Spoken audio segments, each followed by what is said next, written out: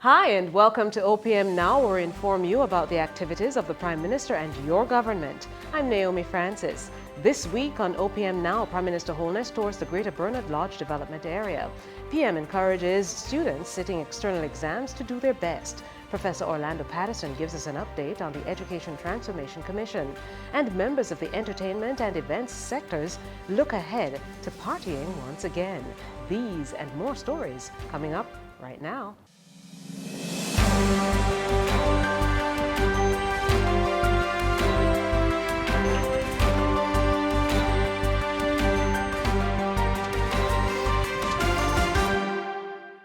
Prime Minister Andrew Holness embarked on a major tour of the Greater Bernard Lodge development on Friday. The Prime Minister was updated on the infrastructure works, irrigation plans, as well as farm and housing areas. Prime Minister Holness says he's comfortable with the progress of the development so far.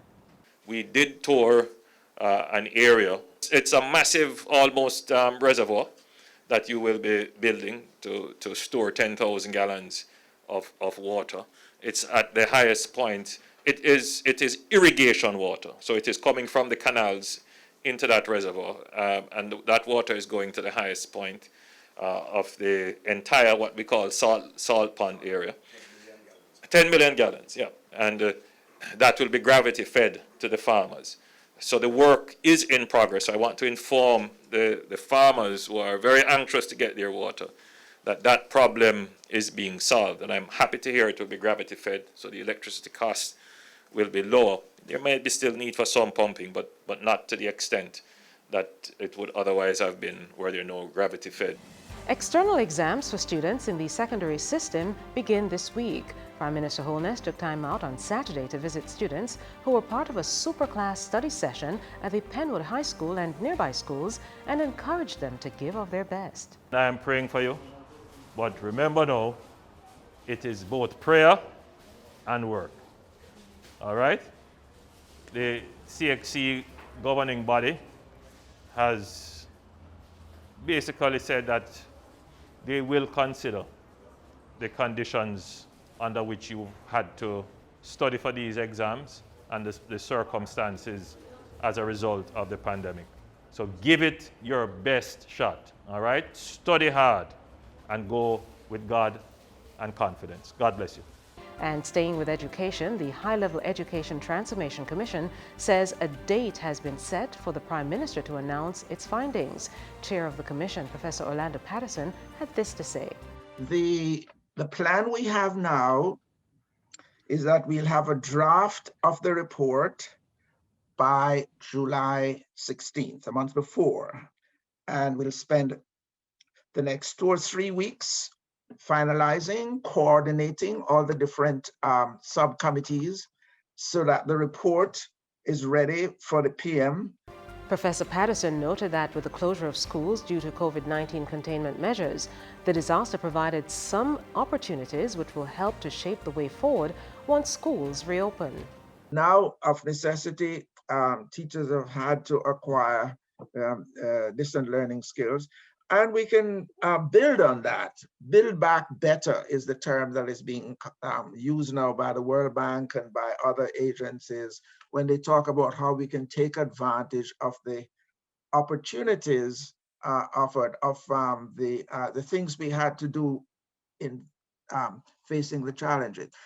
Over to entertainment. It's hashtag outside again. Industry players breathe a sigh of relief as the government announced a structured reopening of the entertainment and event sectors. Some of them shared their thoughts with us. Give it time. Let's not be hasty with any allocation of blame if anything happens. Let's give the sector some time to adjust to the new protocols and give it a chance to perform well, because like we just discussed earlier, there are a lot of key players in the industry. Even though we call it, or you guys might call it, the entertainment industry, really the events side of things, there's so many players that their entire livelihood depends on the events actually happening, that now that we are reopening, let's not be too hasty to shut down again. Let's give it some time, let's observe, maybe make adjustments if necessary, but not be too hasty to shut back down. just to encourage people to follow the protocols. I mean, we have to start somewhere, and I'm happy that at least we have a starting point, and I just encourage everybody to, as best as possible, follow the protocols. COVID safety marshals need to be paired with police on the ground, because you don't want a situation where a man is talking and he has no legal grounds to take action if somebody becomes belligerent. Obviously, a COVID safety marshal can't arrest somebody, can't detain anybody. So somebody can just say, well, I'm not doing it. And then, of course, he can't impose the level of restrictions and sanctions. But, with a police there, you can. That's the law. That's, the arm of control of the government. So for me, those two things are paired hand in hand. And I think it's critical that we look at, how we're actually going to manage for the next, couple of weeks, because we don't want a situation where things are verging out of control, and then it threatens the viability of the industry for the second half of August into September, and we're threatened with a shutdown. That's my biggest fear. And of course, your views count. We went onto the streets to hear what you had to say about the reopening of the entertainment and events sectors. It's a good thing, man. It's a good look for the Prime Minister. I think it's a good thing.